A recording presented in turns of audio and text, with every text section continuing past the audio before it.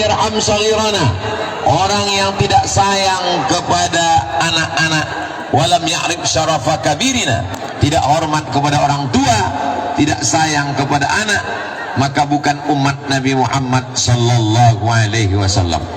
Supaya kita diakui sebagai umat Nabi Muhammad yang sama-sama kita hormati Ibu Bupati Kabupaten Bima, Bapak Wakil Bupati, Ketua beserta anggota DPRD Kabupaten Bima, hadir pula bersama kita Bapak Sekda, Bapak Kepala Pengadilan Negeri, alim ulama, qori kita yang suaranya Masya Allah tabarakallah. Saya selama ini melihatnya hanya di YouTube saja. Malam ini Ustadz Samsuri Firdaus, betul, yang baru saja melangsungkan pernikahan. Barakallahu lakum wa baraka alaikum wa jama'a bainakum fi khair.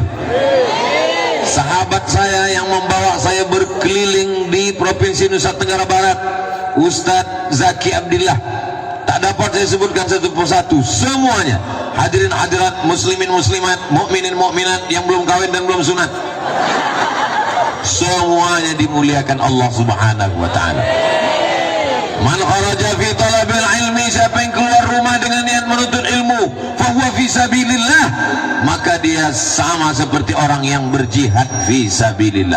Semua yang hadir malam ini pulang mendapatkan pahala jihad fi sabilillah. Saya paham, saya mengerti. Bapak Ibu semua sudah sering mendengar tausiah saya, betul? Malam ini masyarakat Bima hadir cuma meyakinkan bahwa Ustadz Abdul Somad itu memang betul-betul ada di alam nyata. Mereka selama ini yang HP-nya sampai hang, sampai paket 2 giganya habis. Malam ini mereka ingin melihat bagaimana bentuk Ustadz Abdul Somad. Ternyata setelah dia lihat-lihat, lebih bagus di layar monitor daripada langsung. Malam ini kita sedang menambah umur. Man ahabba ibu satalahu fi rizqihi, siapa yang mau melimpah ruah rezekinya, wa yunsa'alahu fi asarihi, mau dipanjangkan umurnya, falyasil rahimahu, maka hendaklah dia menyambung tali silaturahim. Malam ini kita sedang menyambung tali silaturahim insyaallah. Amin ya rabbal. Saya berangkat dari Pekanbaru jam 8 pagi sampai ke Yogyakarta, transit tidak turun, lanjut lagi sampai ke Bali, transit 2 jam. Dari Bali delay lagi nambah 1 jam. Akhirnya terbang sampailah ke Bima. Di luar jendela alamnya indah, cantik, luar biasa. Ada gunung, ada laut, pemandangan sulit untuk diungkapkan dengan kata-kata. Begitu turun ke bawah, saya membayangkan kalau alamnya indah, ini orangnya pasti lembut, baik sekali.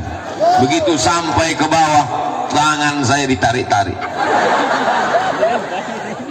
Begitulah rupanya orang Bima mencintai Ustadz Abdul Somad. Kawan saya berbisik, ini efek dari susu kuda liar.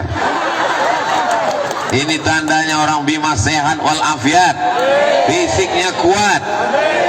Dan ternyata qori-qori kita, orang-orang yang suaranya merdu itu kebanyakan berasal dari Bima. Allahu Akbar. Dari mana Ustaz tahu? Contoh qori kita asli, orang Bima asli kan? Bukan pemain naturalisasi, asli. Kira-kira apa rahasianya ini? Saya mau mencari-cari rahasia, tapi untuk bertanya saya segan. Tapi begitu tadi makan di rumah kediaman Bapak, di rumah kediaman Ibu Bupati Bima, baru saya menduga-duga. Saya belum bertanya langsung, tapi agak-agaknya mungkin suara merdu ini berasal dari Srikaya. Allahu Akbar. Kalau suaranya tidak bagus, mungkin otak kuat menghafal. Pembagian Allah ini macam-macam. Ada orang diberikan suaranya bagus, ada mungkin suaranya kurang bagus, otaknya bagus menghafal. Ada mungkin otaknya kurang bagus menghafal, suaranya juga kurang bagus, tapi tulisannya cantik. Betul? Ada mungkin orang tulisannya kurang bagus, hafalannya juga kurang kuat, suaranya juga kurang enak, tapi mungkin orangnya disiplin, tepat waktu, baik, soleh, banyak ibadah. Kita pilih salah satu dari kelebihan yang diberikan Allah Subhanahu wa ta'ala. Otak kurang kuat menghafal, tulisan kurang bagus, suara macam kambing ditarik, orangnya selalu terlambat datang. Maka jangan khawatir, kita dekat dari laut, tinggal terjun aja ke laut. Tidak boleh begitu Pak Ustaz, karena semua manusia ini pasti ada kelebihan yang diberikan Allah Subhanahu wa Ta'ala. Yang hadir malam ini dilebihkan Allah iman, Islam, dan istiqomahnya, insya Allah. Kita kalau mati menghadap Allah, apakah yang akan kita bawa itu? Tidak, yang kita bawa adalah iman. Maka malam ini kita bertemu dalam bingkai hari jadi ulang tahun Kabupaten Bima, sekaligus menyambut 1 Muharram yang malam ini sudah masuk di penghujung. Besok hari Jumat, hari Sabtu hari terakhir, dan hari Ahad kita sudah masuk 1 Muharram. Umat Islam sebelumnya tidak punya kalender. Makanya Nabi Muhammad SAW itu diajarkan di sekolah, Nabi Muhammad lahir pada tahun gajah. Ustaz Abdul Somad lahir tahun apa? Pertanyaannya salah. Ustaz Muhammad lahir tahun berapa? Abdul Somad lahir 1977. Sekarang 2022, ya sekitar 25-20 berapa gitu. Beda sama Nabi Muhammad SAW. Zaman itu tidak ada tahunnya, jadi seringkali dikaitkan dengan zaman, dengan masa. Orang yang belum punya kalender biasanya dikaitkan dengan musim. Kalau kebetulan musim banjir bandang, berarti lahirnya pada tahun banjir. Orang yang lahir tahun lalu itu kalau susah ngingatnya, pasti nanti setelah 20 tahun. Kau lahir kapan? Itu tahun Covid. Kau tahun kapan? Tahun masker. Kau tahun kapan? Tahun online. Setiap orang yang belum punya kalender, setahunya diikatkan, dilekatkan supaya punya pengetahuan dengan apa yang terjadi pada zaman itu. Betul? Di zaman Nabi Muhammad SAW, bangsa Arab primitif, tidak bisa menulis, tidak bisa membaca, dan belum punya kalender. Hari berganti, musim berubah. Nabi meninggal dunia, digantikan oleh Abu Bakar Siddiq. Abu Bakar jadi khalifah 2 tahun, tidak ada kalender. Meninggal Abu Bakar Siddiq, digantikan oleh Amirul Mukminin Umar bin Khattab. Pada masa Umar bin Khattab ada seorang gubernur bernama Abu Musa al-Ash'ari. Siapa namanya? Enaknya kalau kita dengar ceramah rame-rame, nggak bisa jawab, tinggal gerakkan aja mulut. Namanya Abu Musa al-Ash'ari. Abu Musa al-Ash'ari menjadi gubernur. Setiap kali tetangga kirim surat, ada tanggalnya, ada bulannya. Ustaz Somad itu megang surat apa? Ini bukan surat. Ada 2 kalimat yang tertulis di sini. Yang pertama, Bone Haba. Yang kedua, Lembo Ade. Mana tahu nanti jamaah ini ribut, sudah ada mantranya. Tapi ternyata jamaah mendengarkan tausiah tenang, luar biasa. Ini nampaknya pawang-pawang sedang bekerja. Pada saat dikirimkan surat, tolonglah wahai Umar bin Khattab, buatkan kami kalender. Maka bingung mau membuat kalender ini tahun apa. Akhirnya berkumpullah senior-senior. Senior itu artinya orang yang dituakan, itu senior. Ada juga kawan saya senior, senang istri orang. Nauzubillah. Lalu jangan yang nanti pengajian, jangan yang diingat, yang itu jangan diingat. Lalu kemudian berkumpullah sahabat, ditanya, kita ini umat Islam mau buat kalender, kira-kira tanggal 1-nya dimulai kapan? Akhirnya pertama memberikan pendapat. Saya berpendapat. Pendapat kamu apa? Bagaimana kalau kalender Islam itu dimulai dari kelahiran Nabi Muhammad sallallahu alaihi wasallam? Tahun 1-nya adalah tahun lahir Nabi. Seandainya kalender kita dimulai dari lahirnya Nabi, maka kalender kita namanya bukan hijrah, tapi namanya miladiyah. Karena lahir artinya bahasa Arabnya milad. Selamat hari milad Kabupaten Bima. Milad itu artinya lahir. Jangan nanti anak kita pulang ke rumah nanya, tadi siapa yang ceramah? Ustaz Somad. Dalam rangka apa? Dalam rangka milad. Milad itu artinya apa? Jangan banyak tanya masuk neraka. Milad artinya lahir. Selamat hari milad. Lalu kemudian tidak setuju.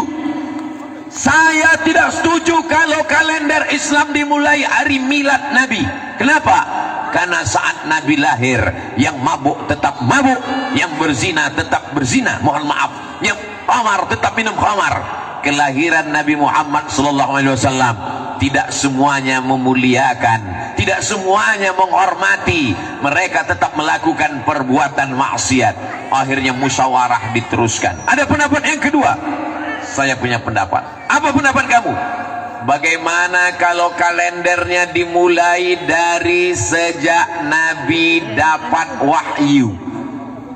Ketika turun ayat Iqra bismi rabbikal ladzi khalaq khalaqal insana min 'alaq Iqra wa rabbukal akram alladzi 'allama bil qalam 'allamal insana ma lam. Enak ceramah di tempat orang yang banyak hafal Quran. Nyambung. Tidak setuju. Kenapa? Karena ketika Al-Quran turun, mereka tetap mabuk, mereka tetap berzina, mereka tetap menyembah berhala. Pendapat yang kedua ditolak. Ada pendapat lagi? Ada. Apa pendapat kamu? Bagaimana kalau saat Nabi meninggal itu dijadikan kalender tahun pertama? Nauzubillah. Untung pendapat yang ketiga ini tidak diterima. Andai kalender umat Islam dimulai dari sejak meninggalnya Nabi, berarti setiap menyambut tahun baru Islam kita nangis semua. Namanya tahun kematian. Kenapa? Karena setiap menyambut tahun baru Islam berarti mengenang kematian Nabi Muhammad SAW. Kelahiran tidak diterima, turun wahyu tidak diterima, meninggal tidak juga diterima. Akhirnya datanglah Sayyidina Ali bin Abi Thalib, orang yang gagah perkasa Umar bin Khattab, orang yang hartanya banyak Utsman bin Affan, orang yang otaknya cerdas Ali bin Abi Thalib, orang tua yang bijaksana Abu Bakar Siddiq. Jadi kita tinggal memasukkan diri masuk mau golongan mana. Ini kalau ada yang tua bijaksana itu masuknya golongan Abu Bakar. Kalau ada anak muda gagah perkasa masuknya golongan Umar. Anak muda otaknya cerdas masuknya golongan Ali. Orang kaya raya masuknya golongan Utsman. Kaya tapi pelit golongan Karun. Sudah tua tapi mabuk golongan neraka jahanam. Lalu kemudian kata Ali bin Abi Thalib yang disetujui oleh Umar bin Khattab, al-hijratu tufarriqu bainal haqqi wal batil. Yang memisahkan antara yang hak dengan yang batil adalah hijrah. Ada orang yang pura-pura masuk Islam ternyata munafik, saat hijrahlah kelihatan. Itulah mengapa kalender kita disetujui oleh para sahabat Nabi, dimulai dari hijrahnya Nabi Muhammad dari kota Makkah menuju kota Al-Madinah Al-Munawwarah, maka dikenallah sekarang dengan nama kalender hijrah. Kira-kira jelas? Nanti kalau ada anaknya yang nanya, mama, ayah, kita ini punya kalender Islam, nih kalendernya apa? Kalendernya namanya hijrah. Kenapa kalender kita hijrah? Sudah diceritakan Ustaz Abdul Somad di halaman kantor Bupati, Ibu Bupati Bima kemarin. Apa ceritanya? Aku gak ingat. Jangankan Bapak Ibu yang mendengar, saya yang ceramah pun kalau disuruh ulang lupa apa yang mau saya ceramahkan. Tapi alhamdulillah, zaman dulu kalau kita ngaji sama tuan guru, catat. Kalau ngaji sama kiai, tulis. Zaman sekarang nggak perlu lagi, karena sudah direkam dan akan diupload ke channel Ustadz Abdul Somad Official. Jangan lupa subscribe, like, share, and comment. Nah, begitulah indahnya. Tapi jangan lupa nanti ditonton ulang, dicatat, diingat-ingat, karena ini akan masuk dalam soal-soal ujian CPNS. Ini akan masuk dalam UAS. Apa itu? Ujian akhir semester. Saya dulu ikut tes CPNS. S1 belajar di Al-Azhar dengan Ustaz Zaki Abdillah. S2 belajar di Maroko, belajar susah, sulit, payah, nulis. Begitu pulang pertanyaannya nggak ada terkait sama sekali dengan hadis, nggak ada terkait sekali dengan ayat Quran, nggak ada hubungan sama Islam sama sekali. Tono, Tini dan Tony jaga warnet. Tini menjaga di waktu pagi karena sore dia kuliah. Tono menjaga di waktu malam karena pagi dia ada urusan. Tini dan Tony tidak bisa bekerja sama karena pernah pacaran. Jam-jam berapa saja mereka bisa kerja sama.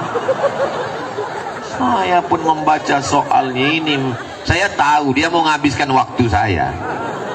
Ini soal bagus, soal psikologi, tapi cobalah buat soal-soal pertanyaan yang mengaitkan dengan agama. Ketika kita mati meninggalkan dunia, ada nilai dakwahnya, dia tetap akan menjadi amal jariah. Salah satu contohnya adalah pertanyaan tentang hijrahnya Nabi Muhammad SAW. Setuju? Enggak setuju juga nggak apa-apa, yang penting sudah saya sampaikan. Ya Allah tabarakallah. Lalu kemudian kalender kita bernama dengan kalender hijrah. Mengapa dengan hijrah? Karena perjalanan hijrah Nabi Muhammad SAW itu Masya Allah tabarakallah. Ada seorang anak muda namanya Suhaib. Siapa namanya? Suhaib. Di ujung namanya ada tulisan Ar-Rumi. Ar-Rumi berarti dia orang Rum. Rum itu sekarang Romawi. Al-Makki orang Makkah, Al-Madani orang Madinah, Al-Bimawi orang Bima. Lalu kemudian Suhaib Ar-Rumi ini dulunya dia sebatang kara, anak lajang yang merantau dari Rum ke kota Makkah Al-Mukarramah, bisnis, dagang, kaya, raya, nikah. Begitu dia mau ikut hijrah dengan Nabi, dia jumpai mertuanya. Mertua, ya, aku mau hijrah. Mau kemana? Ikut dengan Muhammad SAW.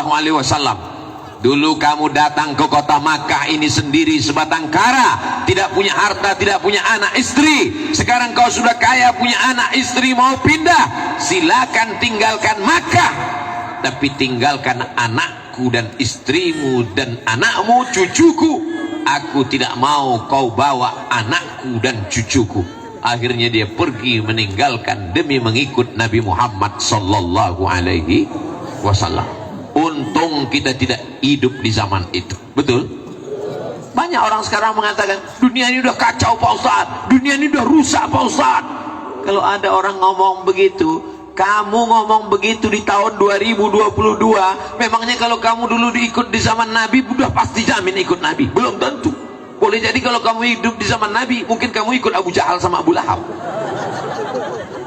Kita ditakdirkan Allah hidup di tahun 1443, yang 2 malam lagi kita akan masuk ke 1444. Itu menurut ilmu Allah. Memang sekarang kita layak. Kita syukuri saja nikmat ini dengan beramal soleh, bukan somat. Jamaah yang dimuliakan Allah Subhanahu wa ta'ala. Jadi hijrah ini berat, luar biasa. Yang bisa hijrah itu. Sekarang kami mau hijrah Pak Ustaz. Dulu hijrah dari Makkah ke Madinah. Sekarang mau hijrah kemana? Mau meninggalkan Bima? Bima negeri yang indah, lemah gemah ripah loh jenawi, tongkat dan batu jadi tanaman.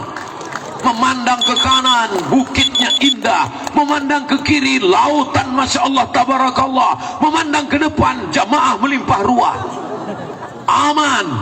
Tapi ini nanti ketika direkam muncul komen-komen di YouTube, Bima tidak aman. Kenapa? Polisi bawa senjata. Ini Bima aman.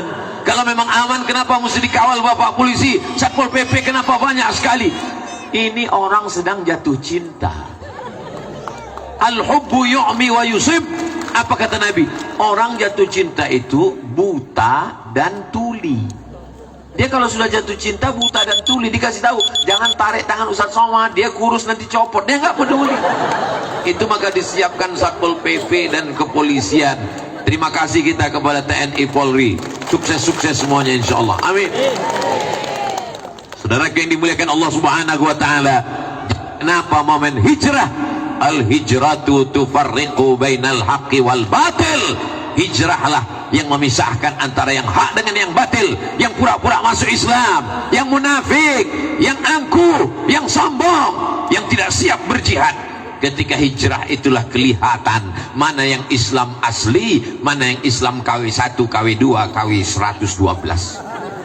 Sekarang kita tidak lagi dituntut untuk pindah. Jangan pindah dari Bima, hiduplah di Bima. Kalaupun mau pergi karena sekolah, kalaupun mau pergi menuntut ilmu, kalaupun mau pergi karena buka usaha, tapi tetap akan membangun Bima menjadi tetap negeri baldatun thayyibatun wa rabbun. Bima ini sebelum Indonesia merdeka, apakah orangnya tinggal di hutan, di gunung, di laut, di gua? Tidak. Dia adalah kerajaan, betul? Dia punya sultan, betul? Tapi dia cinta dengan negara kesatuan Republik Indonesia. Dia bergabung dengan negara kesatuan Republik Indonesia. Jangan tanyakan kecintaan orang Bima terhadap negara kesatuan Republik Indonesia, betul? Ustaz tahu dari mana? Makanya sebelum ceramah nanya-nanya dulu. Tadi jalan-jalan dulu ke rumah Ibu Bupati, ngeliat gambar. Ini gambar siapa? Ini gambar Sultan Bima, Ustaz. Izin Bu, boleh diambil fotonya? Boleh. Ada fotonya di handphone. Mau dibawa pulang nanti ke Riau, cerita dengan anak cucu. Aku baru saja melihat gambar Sultan Bima, dan mereka itu punya kerajaan di masa lalu sebelum Indonesia merdeka.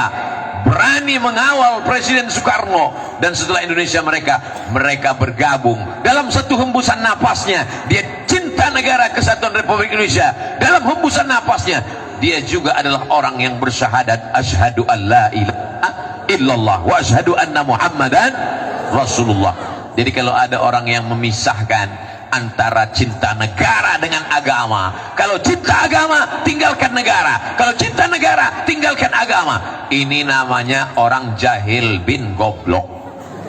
Dia tidak baca sejarah, dia tidak datang ke Bima. Di Bima orang cinta dengan negara, tapi dia tetap beragama. Dia cinta dengan agama, dia tetap bernegara. Kenapa?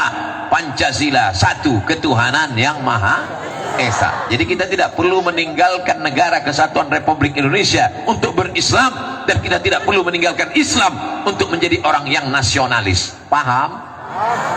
Masya Allah, enak ceramah di tempat orang yang cerdas. Lalu kemudian bagaimana dengan hijrah?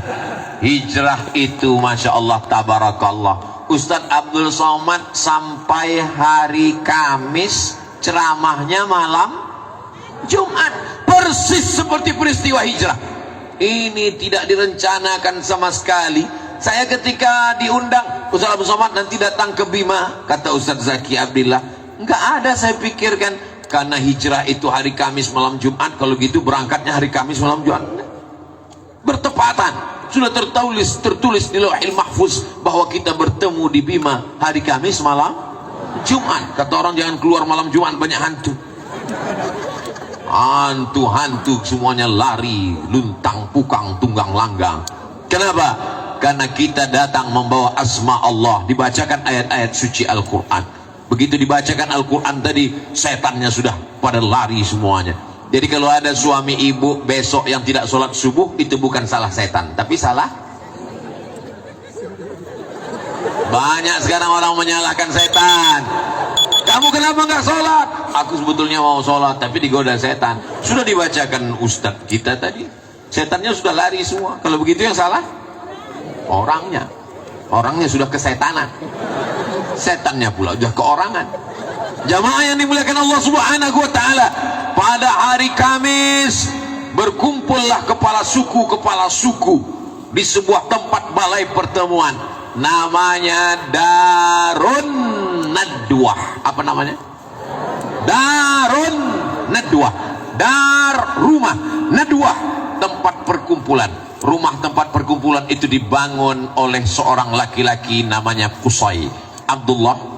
Nabi Muhammad nama ayahnya Abdullah. Muhammad bin Abdullah bin Abdul Muttalib bin Hashim bin Abdi Manaf bin Qusay.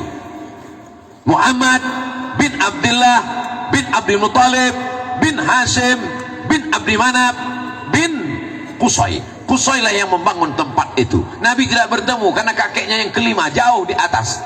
Lalu kemudian dalam pertemuan itu pimpinan sidang menanyakan, agenda pertemuan kita pada hari ini, hari Kamis, kita akan membahas bagaimana cara membunuh Muhammad sallallahu alaihi wasallam. Orang yang bakhil, pelit adalah orang yang ketika disebut nama Nabi dia tak mau berselawat.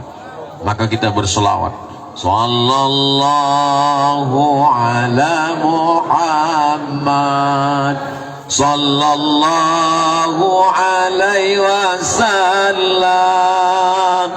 sallallahu ala Muhammad sallallahu alaihi wasallam. Ya Nabi salam alaika, ya Rasul salam alaika, ya Habibi salam alaika, salawatullah alaika. Lalu kemudian pada saat pertemuan itu ditanyakan oleh kepala sidangnya, siapa di antara kalian yang punya ide yang bagus, yang cerdas, yang efektif untuk membunuh Muhammad sallallahu alaihi? Yang satu angkat tangan, saya punya ide. Apa ide kamu? Bagaimana kalau dia kita buang di tempat yang jauh supaya kita aman di sini, mau mabuk, mau menyembah berhala, mau berzina sesuka hati kita, supaya tidak ada yang mengganggu kita. Kita buang dia ke tempat yang jauh. Kata ketua sidangnya, saya tidak setuju. Kenapa? Karena kalau dia kita buang di tempat yang jauh, nanti di sana dia punya pengikut, dia orangnya punya aura karismatik, dia orangnya karismatik kepemimpinan, nanti di sana dia punya rakyat, nanti di sana dia punya pengikut. Tiba-tiba pengikutnya datang ke Makkah, mati kita semua dia bunuh. Usul yang pertama ditolak. Ada yang punya ide lain? Angkat tangan lagi. Jadi ternyata orang kafir musyrik jahiliyah yang katanya jahiliyah bodoh itu bermusyawarah. Jadi kalau ada orang sekarang memutuskan perkara tidak musyawarah, berarti lebih jahiliyah dari jahiliyah. Ada ide yang kedua? Ada. Apa usul kamu? Bagaimana kalau dia kita masukkan ke dalam kotak, kita buat kotaknya dari kayu, kita paku, kita ikat, kita letakkan dia di samping Ka'bah. Jangan kasih makan, jangan kasih minum, biarkan dia kering, panas. Bapak Ibu tahu bagaimana panasnya kota Makkah Al-Mukarramah. Bima ini termasuk panas atau dingin? Tapi perasaan saya dingin. Ada yang bilang panas dingin Pak Ustaz. Itu berarti demam. Bapak Ibu, mudah-mudahan kita panjang umur, sehat, bisa ke Makkah Al-Mukarramah. Itu diletakkan sendal swallow, sendal jepit di atas gurun pasir Makkah, langsung gulung jadi martabak, saking panasnya. Jadi mereka katakan, bagaimana kalau dia kita ikat, masukkan ke keranjang, paku, jangan kasih makan, jangan kasih minum, kering sampai mati.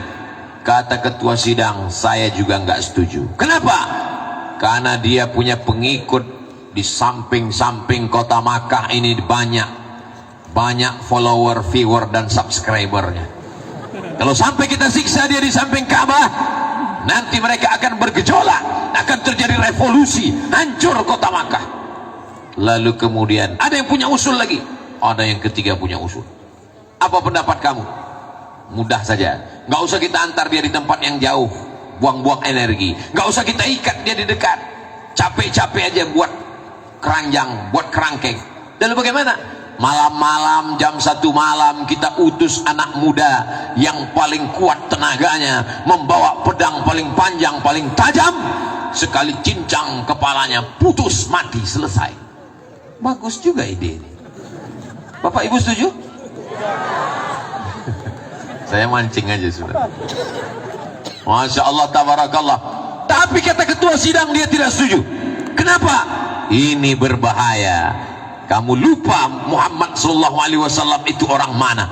Dia bukan manusia sembarangan. Dia adalah anak Abdullah Abdullah anak Abdul Muttalib, Abdul Muttalib anak Hashim, Hashim anak Abdi Manaf, Abdi Manaf anak Qusay, keturunan dari Adnan, keturunan dari Ismail, keturunan dari Ibrahim alaihi salam. Dia adalah anak keturunan dari para nabi dan dia adalah suku termulia orang Quraisy. Kalau sampai dia mati terbunuh, maka akan hancur. Kenapa? Karena semua akan menuntut balas. Akhirnya sidang pun deadlock. Akan dilanjutkan setelah yang satu ini. Nah, kalau kita di TV ada iklannya, di Bima hebatnya nggak ada iklan. Lalu kemudian setelah itu apa yang terjadi? Muncul satu orang pakai jubah, pakai sorban, jenggot dan kumisnya putih. Orang menganggap dia adalah tokoh masyarakat, padahal dia adalah setan. Isinya setan yang menyamar jadi manusia. Kata dia punya ide. Apa itu usulnya? Bagaimana kalau yang mencincang jangan satu orang? Karena kalau yang mencincang membunuh itu satu orang, maka satu orang saja nanti yang akan dituntut. Tapi setiap suku kirimkan anak muda. Satu suku anak muda, satu suku anak muda, satu suku anak muda, satu suku anak muda, sehingga semuanya terlibat. Kalau semua terlibat, maka tidak akan ada yang menuntut karena semuanya sudah bersekongkol. Inilah namanya kejahatan berjamaah. Lebih afdal 27 kali lipat. Bagus ide ini. Siapa yang punya ide ini? Ide ini diberikan oleh seorang iblis. Bukan seorang iblis. Kalau iblis itu kan seekor iblis. Ide ini diberikan oleh iblis yang disetujui oleh ketua sidang. Nama ketua sidangnya adalah Umar bin Hisham. Kalau saya sebut Umar bin Hisham, banyak orang nggak tahu. Umar bin Hisham itu siapa Pak Ustaz? Namanya Umar bin Hisham, tapi nama kerennya Abu Jahal. Oh, kalau itu kami kenal Pak Ustaz. Ada seorang laki-laki namanya Abdul Uzza. Abdul Uzza siapa Pak Ustaz? Kami nggak kenal. Nama kerennya Abu Lahab. Oh, kalau itu kami kenal. Makanya kalau kenalan sama orang, tanya nama keren siapa. Namanya siapa? Ustadz Abdul Somad. Nama kerennya Uwas. Kadang kita kenalan sama orang, kita nggak tahu orangnya jujur. Nama kamu siapa? Ibrahim. Pas dicari di Facebook nggak ketemu. Pas lihat ada foto, ini orangnya, tapi namanya lain. Siapa? Bram. Mohon maaf Pak Ibrahim, jangan. Bapak Ibu yang dimuliakan Allah Subhanahu wa taala. Nah, begitu juga dengan ini. Akhirnya kepala sidang, Ustaz Somad, iya. Siapa nama kepala sidang tadi? Umar bin Hisham. Abu Jahal, dia. Abu Bapak Jahal, bodoh. Abu Jahal, Pak bodoh. Orangnya bodoh kenapa otaknya cerdas? Dia kalau yang untuk dosa, dia cerdas. Mana tahu nanti kita ada rapat di masjid, rapat panitia tabligh akbar menyambut satu Muharram. Gimana? Ada ide? Ustaz siapa yang kita undang? Nggak ada ide dia. Tapi begitu ditanya, gimana kalau kita menghadirkan artis dangdut pakai rok pendek? Langsung, menurut saya, itu berarti Abu Jahal. Kalau untuk yang jahil-jahil otaknya cerdas, karena dia disupport oleh setan. Ustaz Somad, beda setan dengan iblis itu apa? Nama komunitasnya jin. Wa ma khalaqatul jinna wal insa. Jin, ada yang jin Islam. Wa anna minnal muslimun, jin Islam. Golongan yang satu lagi, wa minnal qasitun, jin yang tidak baik, yang jahat ini namanya setan.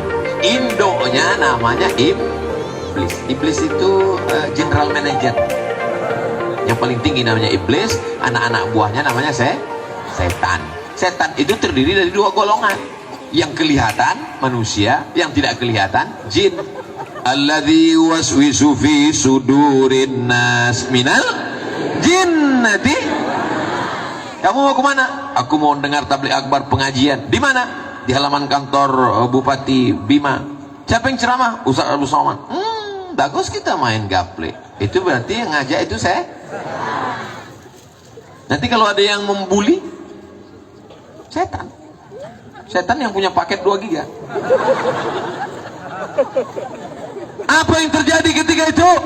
Ini idenya mantap. Setiap suku satu anak muda yang paling gagah perkasa, yang lengannya paling tegap, ambil pedang paling tajam, jam 1 malam masuk ke rumah Muhammad sallallahu alaihi, cincang kepalanya, hancur, selesai. Efisien dan efektif. Kapan kita laksanakan? Nanti malam, jangan tunda lagi.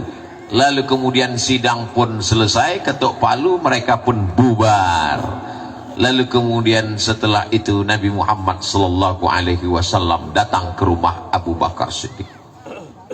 Nabi Muhammad punya sahabat namanya Abdullah bin Abi Quhafah, tapi karena anaknya seorang gadis bernama Sayyidatuna Aisyah menikah dengan Nabi, bahasa Arabnya anak gadis itu Bakr atau Bikr, maka bapaknya disebut bapak gadis Abu Bakar. Nama aslinya Abdullah, nama ayahnya Abu Quhafah, Abdullah bin Abi Quhafah. Assalamualaikum. Waalaikumsalam. Bone haba. Assalamualaikum Abu Bakar. Waalaikumsalam. Nanti malam Abu Bakar kita hijrah. Ini hari Kamis sidang, pas malam Jumat, siang Kamis Nabi mendatangi rumah Abu Bakar. Abu Bakar, nanti malam kita hijrah. Mengapa nanti malam ya Rasulullah? Karena nanti malam akan ada anak-anak muda yang gagah perkasa. Jam 1 malam mereka akan datang membawa pedang, mereka akan memancung kepalaku, mencincangku. Sebelum mereka datang, kita sudah keluar nanti malam. Pertanyaannya, dari mana Nabi Muhammad bisa tahu? Ternyata ruang sidang itu dipasang penyadap. Oleh siapa? Intel. Punya Allah subhanahu wa ta'ala. Ternyata di ruang sidang itu ada Jibril alaihi salam. Malaikat Jibril datang melapor, ya Rasulullah, ya nanti malam sebelum anak muda itu datang, kau cabut duluan. Oke, I'm coming. Abu Bakar siap, karena memang dia sudah lama menunggu perintah. Sahabat yang luar biasa. Lalu kemudian Nabi pun pulang berkemas-kemas, bersiap-siap. Dan pada waktu malam Nabi pun bersiap. Nabi itu habis sholat isya tidur. Tidur yang paling berkualitas habis sholat isya. Tidak boleh ngomong setelah sholat isya, kecuali tablik akbar. Ini malam ini acaranya setelah isya kan? Kok boleh? Karena pengajian. Aslinya nggak boleh. Makanya di pondok-pondok pesantren tahfiz Quran, habis sholat isya tidur. Mudah bangun jam 2 malam. Tidur Nabi nggak lama-lama. Nabi itu tidurnya sedikit. Beda dengan Abu Somad, dikit-dikit tidur, dikit-dikit tidur. Naik pesawat tidur. Buka kaca, lihat masih di awan, tutup lagi. Sampai di hotel tidur. Lalu kemudian tidur itu paling bagus kalau isya jam 8, 9, 10, 11, 12, 1. Biasanya Nabi bangun malam jam 1, dia pergi ke Masjidil Haram sholat tahajud. Kenapa sholat di samping Ka'bah mesti malam? Karena kalau siang banyak orang kafir musyrik jahiliyah mencekik lehernya, menyungkup kepalanya. Jadi kalau ada dekat rumah kita ada orang nggak pernah ke masjid, jangan suuzon, karena dia takut dicekik Abu. Bapak Ibu pun juga kalau yang belum pernah ke masjid, nanti kalau ditanya sama tetangga, sama ustadz, kenapa nggak pernah ke masjid? Saya ke masjidnya jam 1 malam, seperti Rasulullah SAW. Kalau di siang hari saya takut dicekik. Ini tidak ada di Bima, ini adanya di kampung saya di Riau. Di Bima semuanya orangnya ke masjid, betul? Assalatu wassalamu alaik. Tadi waktu saya dari airport menelusuri laut, melihat matahari tenggelam, indahnya Masya Allah, saya rekam. Beginilah suasana di kota Bima. Anak-anak semuanya pergi ke masjid sehingga sepi. Masya Allah, indahnya. Memang betul, ini bukan basa-basi. Semua orang pergi ke masjid. Alaika ya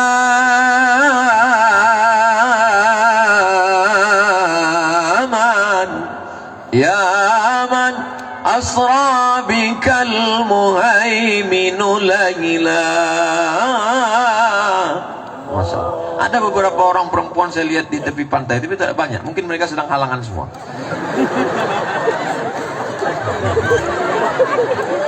Begitulah hebatnya. Lalu kemudian Nabi Shallallahu Alaihi Wasallam malam itu dia keluar dari rumah. Begitu Nabi keluar dari rumah, bangun dia jam 1 malam, dia keluar dari rumah, anak-anak muda sudah siap mau masuk ke dalam, mau mencincang kepalanya. Nabi membuka, itulah ayat yang selalu kita baca setiap malam.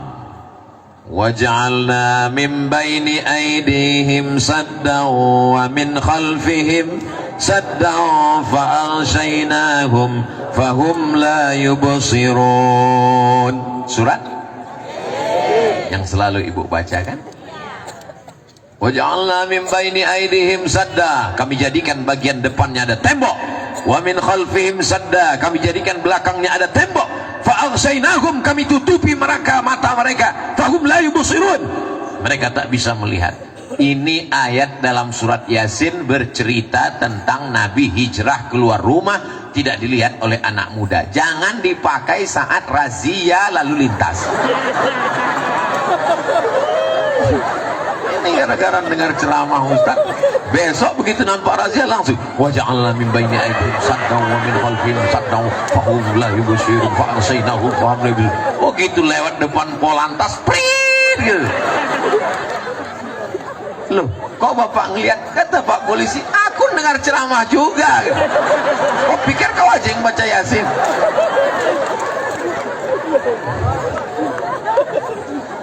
Jadi kenapa kita disuruh tiap malam baca Yasin?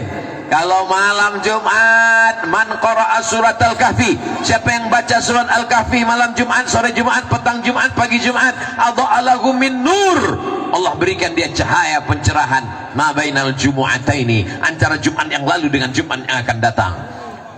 Tapi surat Al-Kahfi, surat Yasin tidak dibaca cuma malam Jumat. Man qara'a Yasin fi lailatin, siapa yang baca surat Yasin pada suatu malam, gak disebut malam Jumat, malam Senin, malam Selasa, malam Rabu, malam Kamis, malam Jumat. Jadi kalau ada orang mengatakan kamu baca Yasin malam Jumat, iya, membaca Yasin malam Jumat itu adalah bid'ah. Nabi nggak nyebut malam Jumat. Siapa yang baca Yasin pada suatu malam, malam Jumat itu malam apa enggak malam? Malam, berarti masuk malam apa malam? Malam. Dalilnya umum. Jadi baca Yasin terserah, nggak mesti pada malam Jumat. Surat Al-Kahfi dikhususkan malam Jumat, malam yang lain boleh. Lalu kemudian kalau kita disuruh membaca itu malam Jumat, sebenarnya kita sedang mengenang peristiwa hijrah setiap malam. Waja'alna min baini aydihim saddan wa min khalfihim saddan fa'aghshaynahum fahum la yubsirun. Menetes air mata mengenang hijrahnya Nabi Muhammad sallallahu alaihi. Tapi sekarang banyak orang baca Yasin dia nggak merenungkan isinya. Kenapa? Karena dia nggak baca dengan makna, dia nggak baca perenungan, dia nggak pahami. Dia baca sampai ujungnya sirun fayakun turjaun.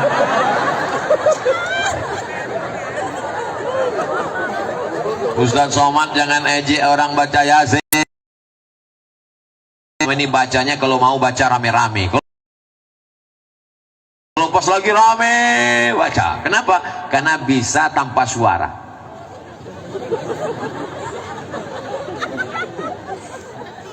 Yang sudah mau baca alhamdulillah, alhamdulillah wa syukrulillah, barulah mereka tersadar, mereka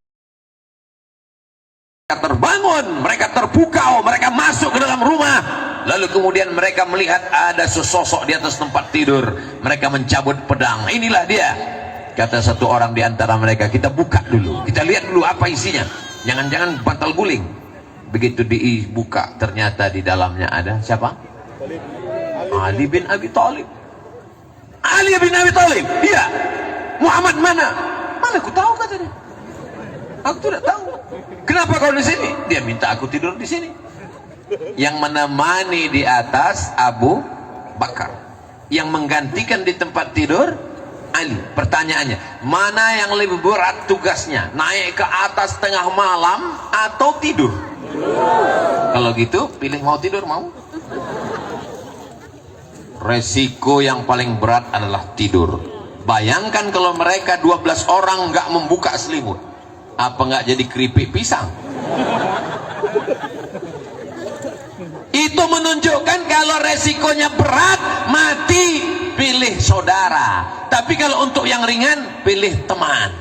Begitu ajaran Nabi Muhammad SAW. Bukan seperti orang sekarang. Kalau yang giringan enak-enak, saudara. Giringan babak belur, teman. Itu bukan teman namanya. Itu namanya teman makan jeruk. Lalu kemudian mereka pun mencari. Dia sudah pergi, dia sudah hilang. Nabi Muhammad SAW tidak langsung pergi, karena kalau dia langsung pergi pasti mereka akan kejar. Dia transit dulu selama 3 hari 3 malam. Hari Kamis malam Jumat dia menginap 3 malam. Malam Jumat, malam Sabtu, malam Ahad. Ahad malam Senin barulah mereka bertolak. Di mana dia pergi? Namanya Jabal Sur. Kalau turun wahyu namanya Jabal Nur. Iqra bismi rabbikal ladzi khalaq, Jabal Nur. Tempat hijrah namanya Jabal Sur. Ini jamaah haji pulang cerita sama tetangga, kemarin saya tempat Nabi menerima wahyu di Jabal Sur. Yang cerita lupa, yang dengar nggak tahu, sama-sama nganggur. Yang biasanya jamaah haji umroh naik ke atas itu Jabal Nur, guys. Jabal Sur curam, sulit, terjal, payah. Kita paling diajak sama guide di bawah. Jamaah sekalian, kita sedang berada di Jabal Sur. Di mana Pak Ustadz? Itu di atas, kita nggak usah naik ya, panas sekali jauh. Udah kita foto ya. Hai. Vlog setelah itu. Naiklah Nabi ke atas berdua dengan Abu Bakar Siddiq. Tidak pakai senter. Kenapa? Senter belum ada. Tidak pakai obor. Kenapa? Karena kalau terang kelihatan langsung dikejar oleh kafir musyrik jahiliyah. Gelap-gelap mereka naik ke atas. Sampai di atas ada gua. Gua yang paling banyak di Jakarta. Siapa lu? Siapa gua? Ketika Nabi mau masuk ke dalam, ditahan oleh Abu Bakar Siddiq. Jangan masuk ya Rasulullah. Kenapa Abu Bakar? Boleh jadi ada singa yang sedang tertidur di dalam. Boleh jadi ada ular berbisa sedang tidur di dalam. Kalau aku yang masuk ke dalam, yang bersedih hanya anak istriku. Tapi kalau engkau yang meninggal ya Rasulullah, risalah Islam tidak akan sampai ke Bima ya Rasulullah. Yang ucapan Bima tadi itu tambahan dari saya. Abu Bakar nggak ada ngomong gitu. Risalah Islam tidak akan sampai ke penjuru dunia ya Rasulullah. Yang masuk ke dalam duluan adalah Abu Bakar Siddiq. Makanya jangan kita marah kalau disebut Abu Bakar radhiyallahu an. Allah meridhai dia. Kenapa? Nyawanya dia berikan untuk Rasulullah sallallahu alaihi wasallam. Coba andai yang diajak Nabi hijrah waktu malam itu bukan Abu Bakar, tapi Abdul Somad. Apa kata saya ke Rasulullah? Ya Rasulullah, silakan masuk keluar. Karena engkau pasti diselamatkan Allah. Ada Jibril, ada Mikail, ada Israfil, ada Israel, ada Munkar, ada Nakir, ada Raqib, ada Atid, ada Malik, ada Ridwan. Kalau aku, jangankan TNI Polri, Satpol PP pun nggak ada. Kecuali di Bima. Di Bima lengkap semua personil, lengkap dengan senjata. Loh, kemana senjata tadi kok hilang? Masuk Abu Bakar Siddiq ke dalam, gelap. Dia awasi, dia bersihkan. Ternyata sudah tidak ada binatang berbisa, tidak ada harimau, tidak ada singa. Lalu kemudian ada lubang. Dia duduk, dia tutup lubang itu dengan belakang. Dia duduk, kakinya dia selonjorkan. Lalu Nabi SAW, masuklah ya Rasulullah, semua sudah aman ya Rasulullah. Nabi pun masuk ke dalam. Lalu kemudian Nabi SAW meletakkan tengkuknya ke atas paha Abu Bakar. Nabi pun tertidur. Tak lama Nabi tertidur, tiba-tiba Nabi terbangun. Mengapa Nabi terbangun? Ada menetes air dari atas batu. Tidak mungkin embun, tidak mungkin pohon kayu. Air apa ini Abu Bakar?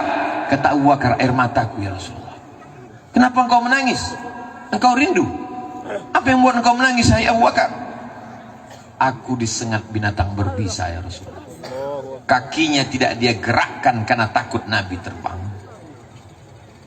Malam ini yang dipanggil berikut ini, mari kita dengarkan tausiah yang akan disampaikan oleh Ustadz Dr. Abdul Somad. Berikut ini akan kita dengarkan ceramah dari Ustadz Abdul Somad. Dipanggil Ustadz, dipanggil doktor, tapi belum pernah saya dipanggil. Berikut ini mari kita dengarkan tausiah yang akan disampaikan oleh Abdul Somad, disambut oleh jamaah radhiyallahu anhu. Abu Bakar diridhoi Allah. Kenapa? Nyawanya dia berikan, dirinya dia jadikan tebusan. Binatang berbisa menyengat kakinya, tak dia gerakkan, sampai akhirnya air mata, kaki bisa dia tahan, tapi ada satu yang tak bisa tahan, air mata menetes jatuh ke bawah, jatuh tepat ke pipi Nabi Muhammad SAW. Andai kita yang memangku Nabi malam itu, melompat kita duluan. Maafkan aku ya Rasulullah, nggak sadar aku lagi itu apa tadi. Begitulah cintanya Nabi Muhammad.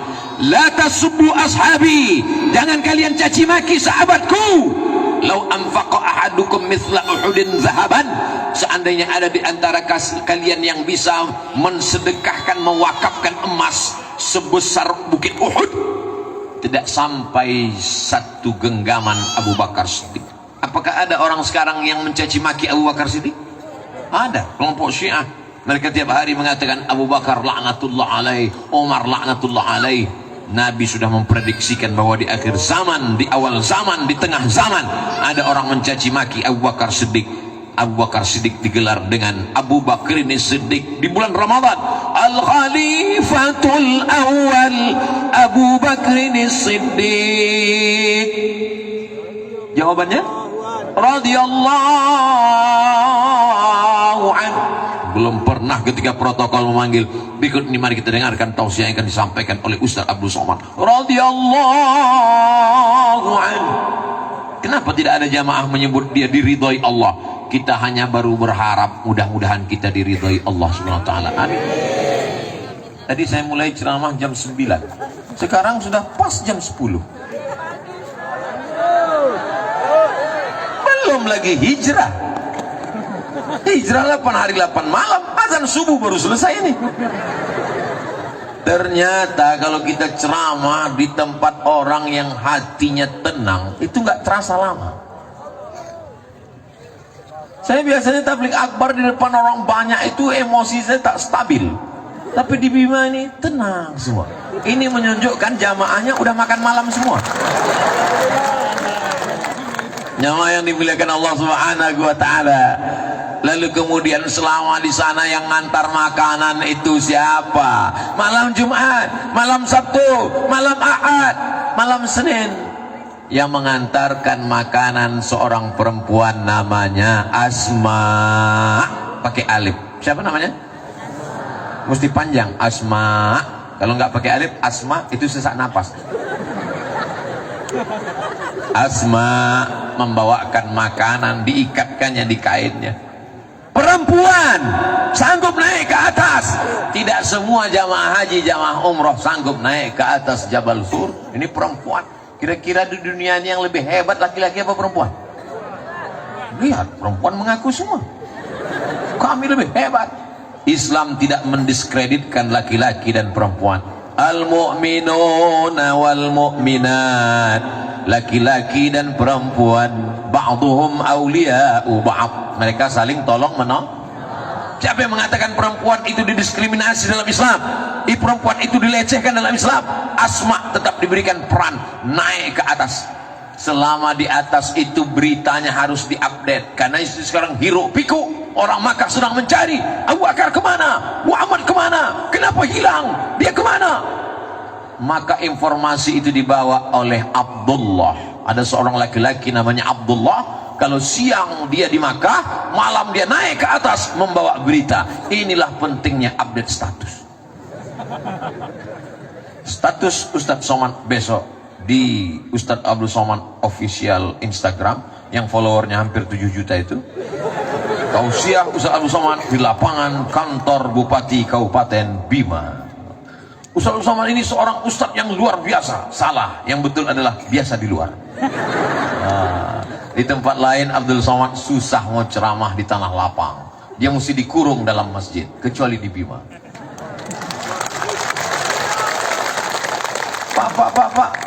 Pak Kabak Kesra itu masjid. Iya, itu masjid agung Pak Ustaz. Kenapa kita nggak dalam masjid? Saya pun heran.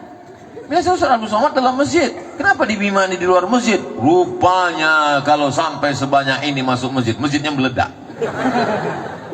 Ramai sekali, maka dibuat di luar masjid. Yang saya tanya tadi Bapak Kabak Kesra, Bapak jabatannya Kabak Kesra? Saya ini PLT Pak Ustaz. Oh. Tahu Bapak Ibu arti PLT? PLT itu artinya pejabat lillahi ta'ala, orang yang paling ikhlas. Mudah-mudahan Allah berikan beliau istiqomah iman Islam. Ini kedatangan Ustaz Abdul Somad ini adalah berkat kerja keras beliau dengan Ustadz Zaki Abdillah. Allahu Akbar. Sampai mana tadi? Lupa ceramah. Lalu kemudian Nabi Shallallahu Alaihi Wasallam selama di atas itu mesti ada satu yang berjaga-jaga mengawal di bawah. Jangan sampai musuh ada kelihatan. Yang mengawal di bawah itu namanya Amir bin Fuhairah, pura-pura mengembala kambing. Dia ngontrol. Kalau ada orang kasih kode. Kayaknya waktu itu belum bisa miss call. Kalau ada orang kasih kode. Ada yang menemani di atas Abu Bakar Siddiq. Ada yang menggantikan di tempat tidur Ali bin Abi Thalib. Ada yang membawa makanan Asma. Ada yang membawakan berita Abdullah. Ada yang mengambil di bawah namanya Amir bin Fuhairah. Ini kalau menurut bahasa kampung saya, the right man on the right place. Orang yang tepat di tempat yang tepat, ditempatkan dia di sini. Ini jadi kepala dinas, ini jadi kepala kantor, ini jadi kepala kebadan, ini yang ada kepala, ini nggak ada kepala. Supaya bekerja ini. Jadi pelajaran dari hijrah ini luar biasa Bapak Ibu yang dimuliakan Allah Subhanahu Wa Taala. Kenapa tidak langsung berangkat? Kalau langsung berangkat diikuti musuh. Biarkan suasana tenang. Sama seperti Bapak Ibu minum kopi, diaduk. Setelah diaduk nggak langsung minum, kita biarkan dulu tenang 3 hari. Setelah 3 hari baru kita minum. Lalu setelah 3 hari, malam Jumat, malam Sabtu, malam Ahad, hari Ahad malam Senin, barulah Ustadz Somad pulang ke Pekanbaru ya. Jadi saya sampai hari Ahad nanti berkeliling. Jangan pulang, oh bahaya, nanti disangka buka cabang.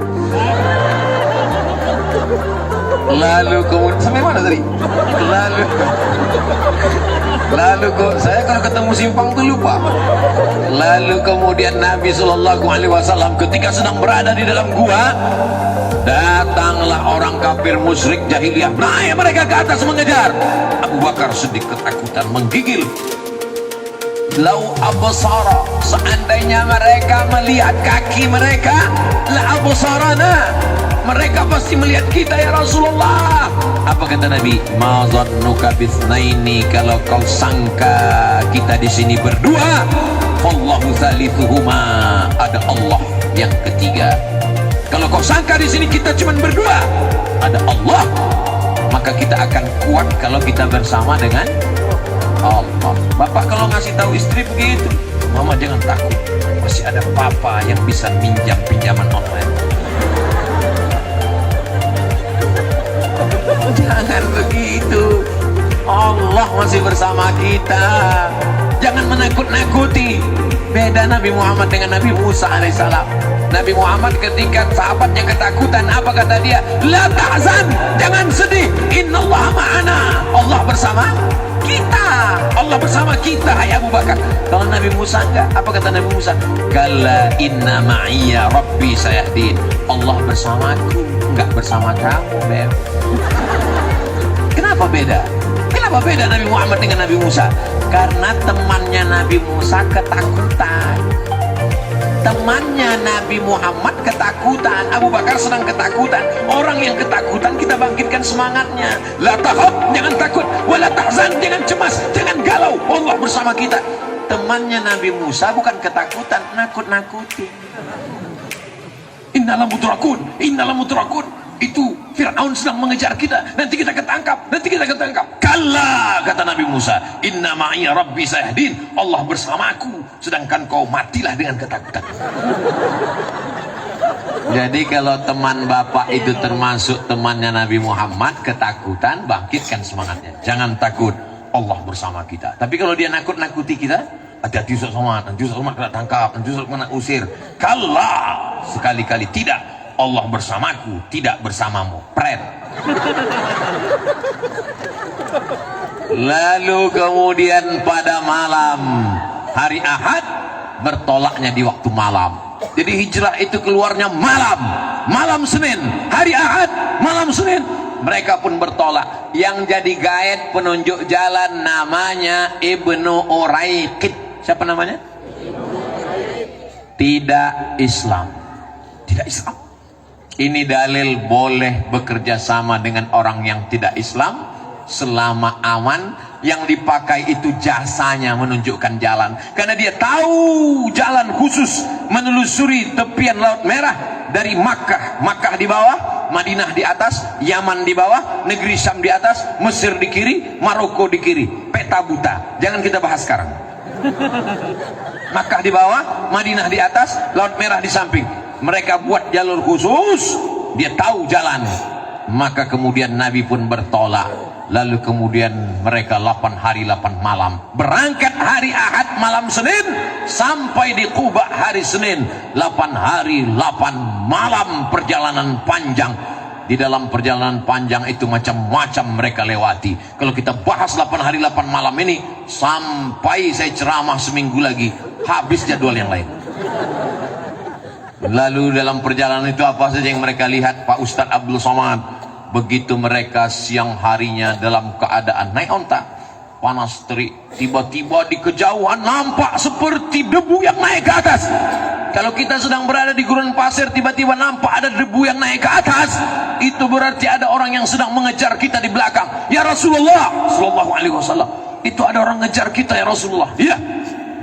Nabi tetap naik onta pelan. Yang mengejar itu nampaknya naik kuda kejang. Lalu kemudian apa yang terjadi? Begitu sudah datang mendekat, ujung kaki kudanya terperosok ke dalam pasir dan kudanya jatuh, dia pun berguling-guling. Laki-laki yang mengejar itu namanya Suraqah bin Malik. Siapa namanya? Suraqah bin Malik. Suraqah bin Malik. Kata Nabi sallallahu alaihi wasallam, "Ada apa hai Suraqah bin Malik?" Ya Muhammad sallallahu alaihi wasallam, di kota Makkah mereka sedang mengadakan undian. Siapa yang bisa membawa kepala Muhammad baik hidup maupun mati, dia akan diberikan 100 ekor onta.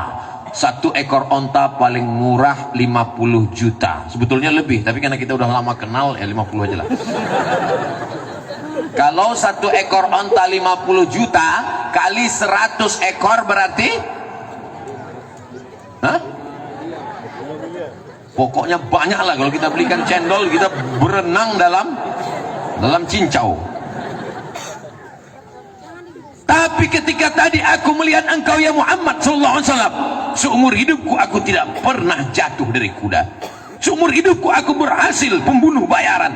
Tapi begitu kudaku jatuh, aku berpikir bahwa yang ku kejar ini adalah bukan manusia biasa. Saksikanlah ya Muhammad, asyhadu an la ilaha illallah wa asyhadu anna Muhammadan Rasulullah. Apa pesan Nabi kepada Suraqah bin Malik?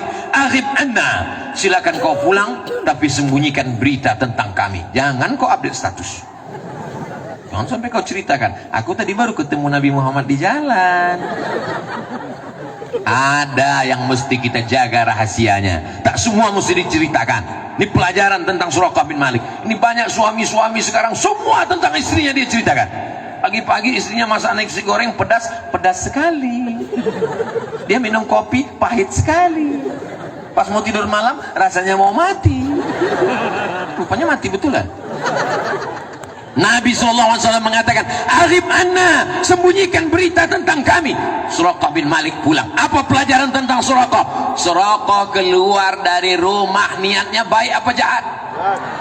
Suraqah keluar dari rumah niatnya ingin membunuh Nabi, tapi dia pulang membawa, yang dia bawa adalah lebih baik daripada 100 ekor onta, karena yang dia bawa adalah la ilaha illallah Muhammadur.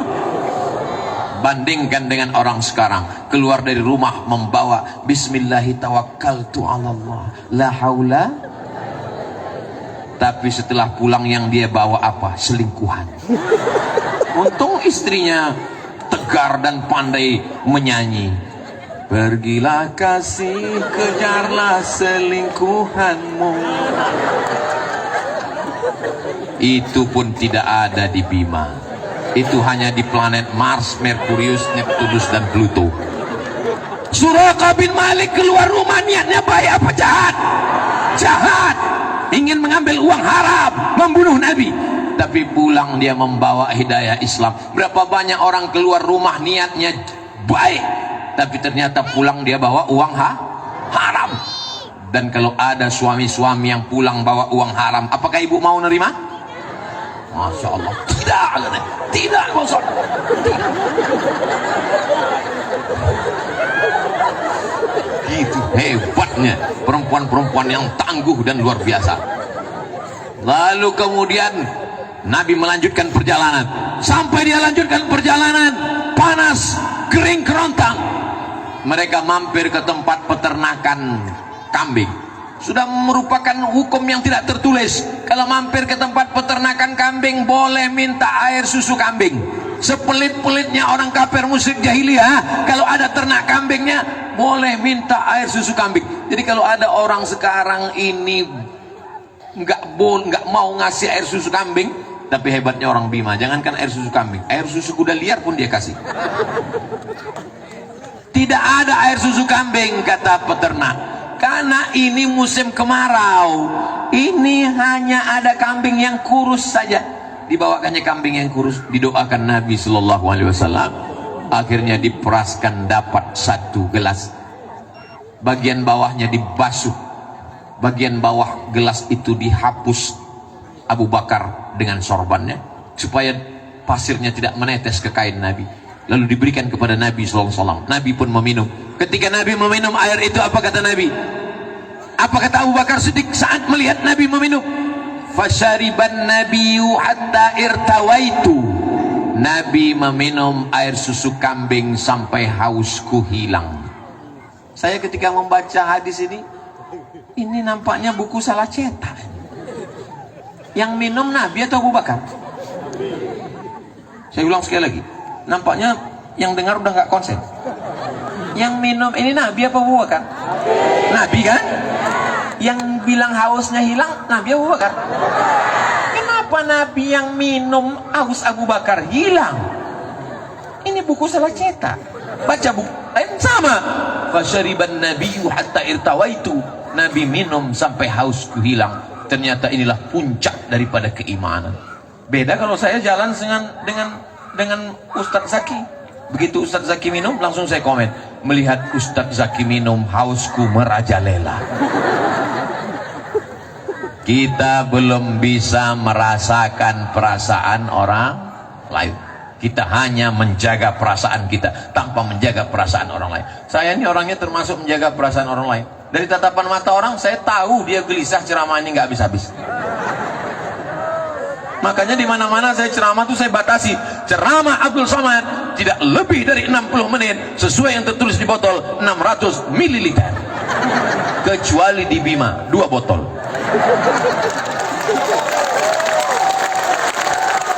Masya Allah, tabarakallah.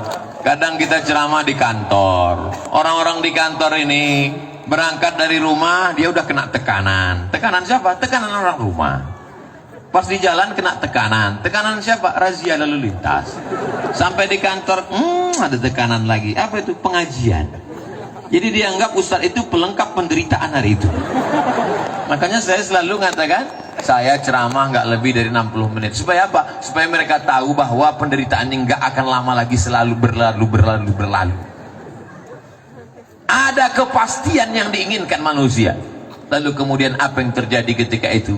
Bahwa Nabi Abu Bakar hubungannya amat sangat spesialis, sampai Abu Bakar itu bisa merasakan perasaan senang melihat Nabi senang. Apakah Bapak Ibu sudah bisa merasakan perasaan saudara? Bisa melihat teman mobilnya baru ikut senang, melihat teman rumahnya baru ikut tenang, melihat teman istrinya baru ikut tenang. Sudah bisa merasakan perasaan itu? La yu'minu a'adukum, kamu belum beriman hatta yuhibba li akhi, sampai kau dapat merasakan perasaan saudaramu kama yuhibbu li nafsi, sama seperti sayang pada diri sendiri. Ikut senang melihat senang, ikut susah melihat kesusahan orang lain. Yang banyak sekarang bukan begitu. Intamsaskum hasanatun tasuhum, kalau kamu dapat nikmat dia susah hati. Wa intusibukum sayyi'atun, tapi kalau kamu dapat musibah yafrahu biha, dia senangnya luar biasa. Gimana kabar si Anu sekarang? Dia berhasil mau berangkat haji. Apa?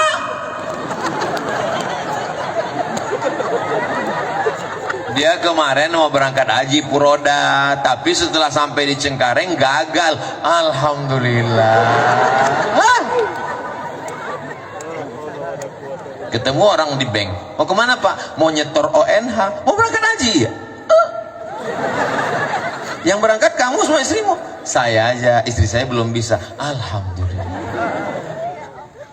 Idul Fitri pulang orang bawa mobil baru, itu mobil dia.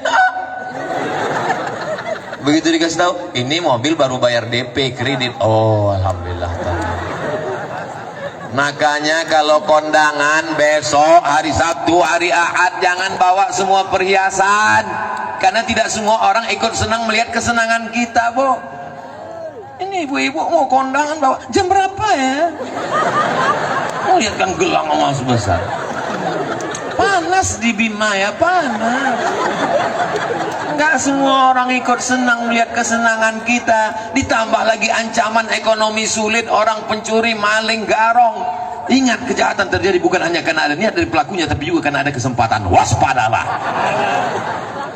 Lalu kemudian Nabi Muhammad SAW melanjutkan perjalanannya sampai pada suatu malam di suatu kampung, sholat isya jamaahnya lebih 70 orang.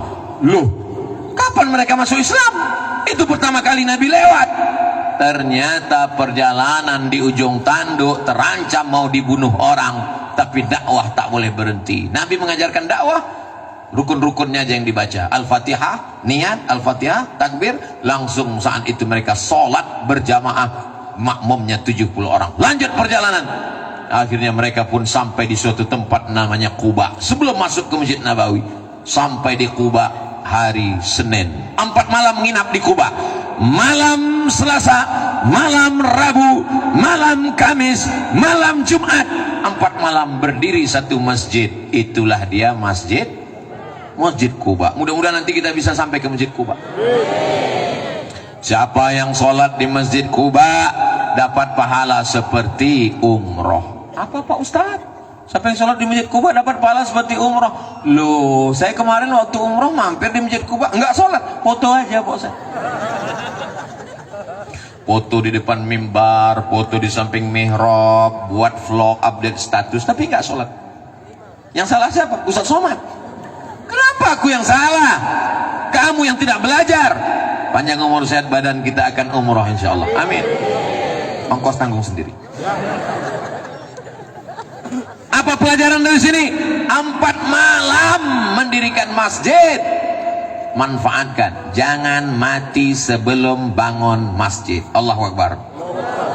Bisa membangun masjid dengan kekuasaan, pakai kekuasaan bangun masjid. Berdiri Masjid Agung Bima. Allahu Akbar. Bisa bangun masjid. Ustaz Somad, di Bima ini ada masjid terapung. Wow, amazing.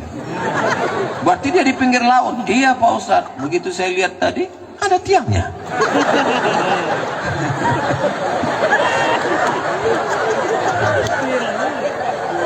Di mana-mana yang namanya masjid terapung itu memang pakai tiang. Cuman pas lagi pasang airnya penuh. Makanya kalau foto pas lagi pasang, pas lagi surut jangan. Betapa indahnya 20 tahun akan datang Masjid Islamic Center terbesar se-Asia Tenggara terapung di atas pantai Bima. Allahu Akbar. Ustaz Somad pernah ke masjid? Oh, idenya dari saya. Ustaz pernah sholat situ? Enggak. Masya Allah, tabarakallah. Siapapun yang memberikan ide-ide kebaikan, man sanna fil islami sunnatan hasanatan, dilaksanakan orang setelahnya, falahu ajruha, dia dapat pahalanya. sampaikan ke anak-anak kita, jangan mati sebelum bangun masjid. Nah, amin. Ini emak-emak sekarang nasihati anaknya, jangan mati sebelum belikan emas 3 kilo. Bapak Ibu yang dimuliakan Allah Subhanahu wa taala, hari Jumat, malam Selasa, malam Rabu, malam Kamis, malam Jumat, hari Jumat Nabi bertolak menuju Yathrib. Apa namanya? Yathrib artinya tanah banyak hama penyakit. Yathrib artinya tanah banyak yang tidak baik. Dirubah Nabi menjadi Al-Madinah Al-Munawwarah. Al-Madinah Al-Munawwarah. Ini artinya nama yang tidak baik mesti dirubah. Ada orang namanya Abdus Syams, Abdu hamba, Syams matahari, hamba matahari. Baik apa tak baik? Tak baik. Dirubah Nabi namanya jadi Abdurrahman. Jadi nama yang baik itu memang dinisbatkan ke Allah. Abdurrahman, Abdurrahim, Abdul Ghafar, Abdul Ra'ub, Abdul Somad. Lalu kemudian Nabi SAW datang, disambut mereka. Tala'al badru alaina min saniyatil wada wajaba syukru alaina mada'a lillahi da ayyuhal mab'usu fina ji'ta bil amril muta' ji'ta syaraftal madinah marhaban ya khairada. Tala'al badru alaina, sudah terbit badar. Badar artinya bulan purnama. Kalau bulannya sabit itu namanya hilal. Kalau bulannya bulat purnama namanya badar. Sudah jadi nama orang Indonesia, Pak Hilal dan Pak Badar. Kalau suami ibu namanya Pak Hilal, jangan kasih keluar di ujung bulan Sa'ban, karena dia sedang dicari-cari orang untuk menetapkan 1 Ramadan. Sudah jadi nama orang Indonesia yang perempuan. Yang laki-laki Pak Hilal dan Pak Badar, yang perempuan Siti Hilaliyah, Siti Badariyah. Begitulah hebatnya orang Indonesia, ini namanya mantap-mantap luar biasa. Tolong yang namanya disebut jangan tersinggung. Resep mau dengar ceramah Ustaz Somad satu aja, jangan tersinggung. Beberapa jamaah mendengar ceramah saya tersinggung, pulang sakit jantung, meninggal. Bapak Ibu yang dimuliakan Allah Subhanahu wa taala, begitu sampai di kota Al-Madinah Al-Munawwarah, apa yang dilakukan Nabi Muhammad sallallahu alaihi wasallam? Membangun masjid. Ya Rasulullah, ini tanah wakaf. Nabi beli tanah itu, dia wakafkan sekali lagi. Nabi ingin, walaupun dia seorang nabi, dia ingin mendapatkan pahala tanah wakaf sampai hari kiamat. Gimana kemarin Ustaz Somad ceramah di Bima? Sampai nggak kelihatan ujungnya di mana. Bukan itu. Abdul Somad ingin setelah Abdul Somad pulang, maka banyak yang menelpon ke tuan-tuan guru ingin mewakafkan tanah. Assalamualaikum Tuan Guru. Waalaikumsalam. Saya terkesan dengan ceramah Ustaz Somad di halaman kantor Bupati kemarin di Bima. Tanya, Nabi pun mewakafkan tanah. Walaupun dia seorang Nabi, dia ingin mewakafkan tanah. Saya juga ingin mewakafkan tanah saya. Ada di tepi pantai di Bima. Tanah siapa? Enggak tahu. Gimana mewakafkan orang enggak jelas pemiliknya? Wakafkanlah tanah lillahi ta'ala. Assalamualaikum Tuan Guru. Waalaikumsalam. Itu tanah saya wakafkan. Bagus, mantap, alhamdulillah. Langsung dicek BPN, Badan Pertanahan Nasional. Assalamualaikum Bapak Kanwil BPN. Waalaikumsalam. Kami mau cek tanah, titik koordinat sekian-sekian. Mohon maaf, ini tanah bermasalah, tumpang tindih ada 5 surat. Telepon lagi. Assalamualaikum. Waalaikumsalam. Tanah yang Bapak wakafkan itu bermasalah. Karena bermasalah, terima kasih Bapak. Kalau nggak bermasalah nggak bisa. Ini di provinsi lain, tidak ada di Bima. Di Bima ini orangnya ikhlas baik-baik. Tidak pernah ada masalah tanah wakaf karena memang tidak ada yang mau wakafkan tanah. Insya Allah Pak Ustaz mewakafkan tanah yang kau punya sejauh mata memandang.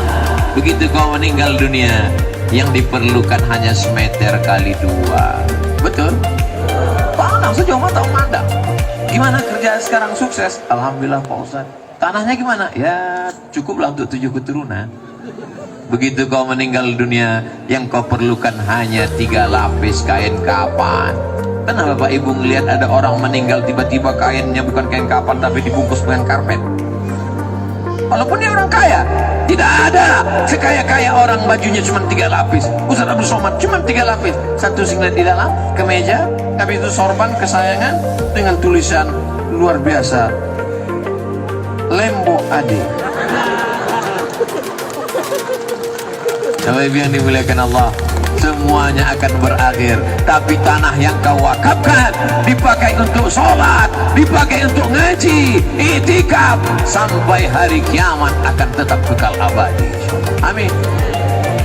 Lalu kemudian setelah Nabi membangun Masjid Nabawi, dipersaudarakannya antara orang Aus dengan orang Khazraj yang hobinya perang. Nama fulan, hobi memanah, hobi memasak, hobi makan-makan, hobi main bola. Ini enggak, hobi perang. Perang mereka semua. Didamaikan Nabi antara kaum Aus dengan kaum Khazraj. Wadhkuru ni'matallahi 'alaikum idh kuntum a'da'a. Ingatlah ketika kamu dulu bermusuhan, fa'alafa baina qulubikum. Allah satukan antara kalian berdua, fa asbahtum bi ni'matihi ikhwana. Antara sesama orang Madinah dipersaudarakan, Aus dan Khazraj. Antara orang Makkah dengan orang Madinah, orang Makkah Muhajirin, orang Madinah Ansor dipersaudarakan. Antara orang Islam dengan yang tidak Islam dipersaudarakan. Itulah dia Yahudi Bani Nadir, Yahudi Bani Quraizah, Yahudi Qainuqa, Yahudi Khaybar. 12 poin piagam Madinah. Orang Madinah walaupun tidak Islam, walaupun Yahudi, bekerja sama dengan orang Islam menjaga kota Madinah dari serangan orang Makkah. Baca dalam kitab Ar-Rahiq Al-Maktum. Nomor 1 lomba menulis sejarah Nabi. Mesir kalah, Saudi Arabia kalah, Maroko kalah. Yang menang nomor 1 orang mana? Orang India, Syekh Safiur Rahman Al-Mubarakpuri. Orang Islam mesti tahu bahwa di India itu banyak ulama-ulama besar yang luar biasa. Ini sekarang orang kalau ditanya, tahu India? Tahu? Apa yang kau kenal dengan India? Datang istrinya dari belakang.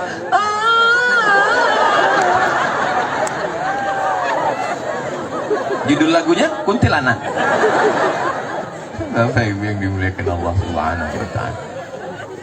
Kenapa Ustaz Abdul Somad tadi ceramah nengok ke sana, nengok, saya nengok. Saya itu kalau ceramah nengok berapa orang yang muak.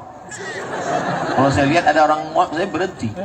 Saya sudah ceramah dari jam 9 sampai jam 10:30, 90 menit, nggak ada yang muak. Jamaahnya kuat, saya nggak tahan. Kalian enak duduk, aku berdiri dari tadi. Kata yang belakang, Ustaz kami berdiri juga. Betul, memang kalian berdiri, tapi kalian berdiri cuma diam, aku ngomong. Insya Allah. Abdul Somad, selama orang masih mau berkumpul, selama orang masih mau mendengar ceramah, bicaralah, karena bicaramu itu akan bernilai ibadah. Nanti sampai masanya kau mau ngomong tapi orang sudah tak bisa mendengar. Kapan tuh? Orang mati. Datang kita takziah, mau ceramah apa sama orang mati? Sampai masanya nanti kau mau ngomong tapi kau tak bisa lagi ngomong. Kenapa? Kau sudah sakit, sudah tua. Sekarang saya diundang ke Bima, menggelegar suara saya, Assalamualaikum, masih. Tapi kalau 30 tahun lagi, Assalamualaikum warahmatullahi wabarakatuh.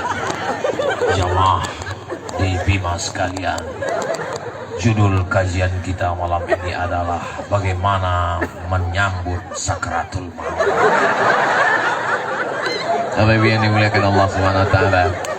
Jadi nanti dimanapun, di kantor dinas, di kantor bupati, di kantor lurah, di masjid surau langgar musola, kalau ada menyambut peringatan 1 Muharram, datang atau tidak datang? Datang, duduk, dengar, diam, ngantuk-ngantuk dikit, diampunkan Allah Ta'ala. Saya belum pernah marah kepada jamaah yang tertidur, belum pernah. Saya pulang 2008 dari Maroko, sekarang 2022, 14 tahun saya ceramah, belum pernah sekalipun marah ke jamaah yang tertidur. Kenapa? Karena kalau ada jamaah yang tertidur, itu berarti hatinya sudah tenang.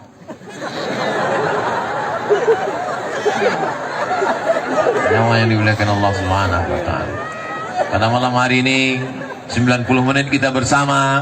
Selamat milad Kabupaten Bima. Semoga Bima menjadi baldatun thayyibatun wa rabbun ghafur.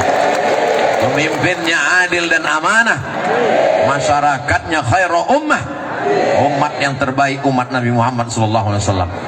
Selamat menyambut tahun baru hijrah 1 Muharram 1444 hijrah. Di antara semua tausiah, inilah perdana menyambut tahun baru hijrah. Abdul Somad menyambut tahun baru hijrah dari wilayah timur Indonesia, dari Bima. Apa hebatnya orang Bima kalau dibandingkan orang Riau? Di Bima kita sudah selesai sholat Isya, di Riau baru mau sholat maghrib. Insya Allah orang Bima lebih dulu masuk surga daripada orang Riau. Begitu juga kalau pas masuk neraka. Tergantung kita memilih, betul? Di akhir majelis mari kita sama berdoa kepada Allah Subhanahu wa taala. Mudah-mudahan keluarga kita sakinah mawaddah warahmah. Mudah-mudahan anak-anak cucu kita soleh dan solehah, menjadi para penghafal Quran mujahid fisabilillah. Rezeki melimpah ruah, bisa berwakaf, berinfak dan bersedekah. Diampunkan segala dosa-dosa yang besar yang kecil, dibantu melunasi segala hutang piutang, dijadikan istiqomah iman dan Islam, mati dalam keadaan husnul khatimah. Ala hazihin niyah, untuk niat yang baik-baik ini. Al-Fatihah. A'udzu billahi minasy syaithanir rajim. Bismillahirrahmanirrahim. Alhamdulillahi rabbil alamin. Ar-Rahmanir Rahim. Maliki yaumiddin. إياك نعبد وإياك نستعين اهدنا الصراط المستقيم صراط الذين أنعمت عليهم غير المغضوب عليهم ولا الضالين آمين اللهم صل على سيدنا محمد وعلى آل سيدنا محمد السلام عليك يا رسول الله اللهم إنا نتوسل إليك بجاه نبيك محمد صلى الله عليه وسلم وبسر الفاتحة أن تيسر لنا أمورنا. Barakah Nabi Muhammad, barakah surat Al-Fatihah, mudahkan segala urusan kami ya Allah. Wa taqdi hajatina, tunaikan segala hajat-hajat kami ya Allah. Wa tuballigh maqasidana, sampaikan segala maksud niat baik kami ya Allah. Allahumma waffiq ulata umurina, pemimpin-pemimpin kami condongkan hatinya untuk menolong agamamu ya Allah. Sehatkan badannya, kuatkan imannya ya Allah. Bil khusus Ibu Bupati, Bapak Wakil Bupati, Ketua beserta anggota DPRD, Kepala Dinas, Kepala Badan, Kepala Kantor, Kabak Kesra, semua yang tak dapat disebutkan satu persatu, Bapak Sekda, jadikanlah hati mereka istiqomah iman dan Islam. Allahumma ja'al hadzal balada baladan amina, jadikan Kabupaten Bima negeri yang aman, negeri yang damai. Allahumma rzuqna rizqan halalan tayyiban mubarakan fih, berikan kami rezeki yang halal dan barakah. Allahumma rabbana hablana minas solihin, jadikan anak kami anak-anak yang soleh dan solehah. Rabbana hablana min azwajina wa dzurriyyatina qurrata a'yun waj'alna lil muttaqina imama, jadikanlah pasangan hidup kami, anak-anak kami, orang-orang yang sejuk dipandang mata dan menenangkan hati kami ya Allah. Ya muqallibal qulub, engkau yang membolak-balikkan hati, sabbit qulubana, kokohkan hati kami ala dinik, dalam agamamu, ala ta'atik, dalam ketaatanmu kepadamu ya Allah. Allahumma in kana rizquna fis sama' fa anzilhu, kalau rezeki kami masih tergantung di langit, turunkan ke Bima ya Allah.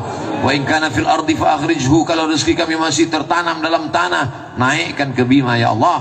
Wa in kana ba'idan fa qarribhu, kalau rezeki kami masih jauh di tengah lautan, maka dekatkan ke daratan Bima ya Allah. Wa in kana mu'siran fa yassirhu, kalau rezeki kami masih sulit, masih susah, masih payah, maka mudahkanlah ya Allah. Rabbana la tana' lana dzamban illa ghafartah, pulang kami dari majlis ini dalam keadaan bersih dari dosa-dosa. Wala dainan illa qadaitah, lepaskan kami dari hutang piutang riba. wala maridan illa syafaitah, ada di antara kami yang sakit, angkat penyakitnya, sehatkan ya Allah. Wala mayyitan illa rahimtah, yang meninggal dunia lapangkan kuburnya ya Allah. Wala hajatan min hawaijid dunya wal akhirati laka ridha wa lana fiha salah, segala hajat dunia hajat akhirat baik bagi kami dan engkau ridha, illa qadaitaha wa yassartaha, mudahkanlah ya Allah. Wala raghiban illa anjabtah, yang belum menikah berikanlah jodoh yang baik-baik. Wala raghiban illa anjabtah, yang belum punya anak berikan keturunan yang baik-baik. Rabbana ijma'na ma'al habibil mustafa fi jannatikal ula, satukan kami di surga jannatul firdaus bersama Nabi Muhammad sallallahu alaihi wasallam. Rabbana atina fid dunya hasanah wa fil akhirati hasanah wa qina adzabannar wa adkhilnal jannata ma'al abrar ya aziz ya ghaffar. Wa sallallahu ala sayyidina Muhammad wa ala alihi wa sahbihi wa sallam, walhamdulillahi rabbil alamin. Taqabbalallahu minkum minna wa minkum taqabbal ya karim. Terima kasih segala perhatian, mohon maaf segala kesilapan. Wassalamualaikum warahmatullahi wabarakatuh.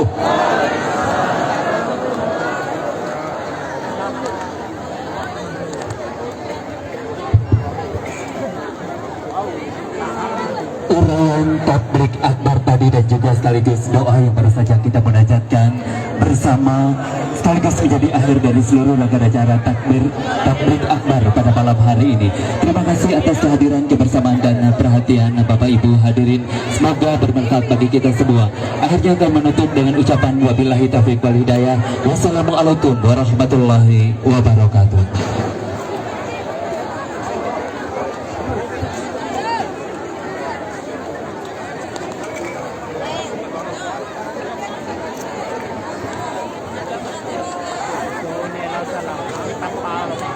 Tin lô đi ngược đời